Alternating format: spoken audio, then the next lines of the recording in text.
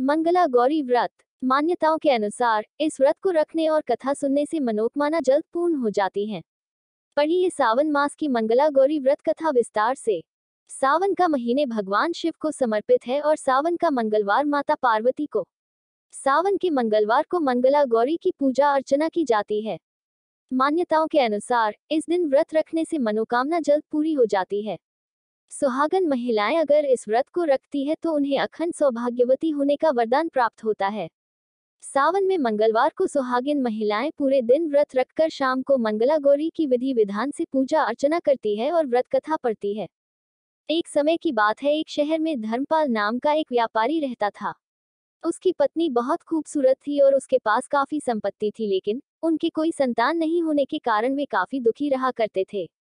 भगवान की कृपा से उन्हें एक पुत्र की प्राप्ति हुई, लेकिन वह अल्पायु था। उनके पुत्र को श्राप मिला था कि 6 वर्ष की आयु में सांप के काटने से उसकी मौत हो जाएगी।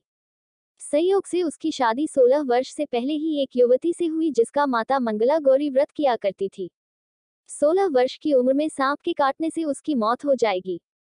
संयोग से उसकी शादी 16 वर्ष से पहले ही एक युवती से हुई जिसकी माता मंगला गौरी व्रत किया करती थी।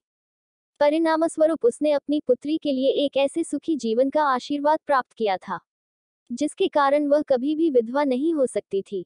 इस कारण धर्मपाल के पुत्र की आयु 100 साल की हुई। सभी नवविवाहित महिलाएं इस पूजा को करती है और मंगला गौरी व्रत का पालन करती हैं और अपने लिए लंबे सुखी और स्थायी वैवाहिक जीवन की कामना करती हैं।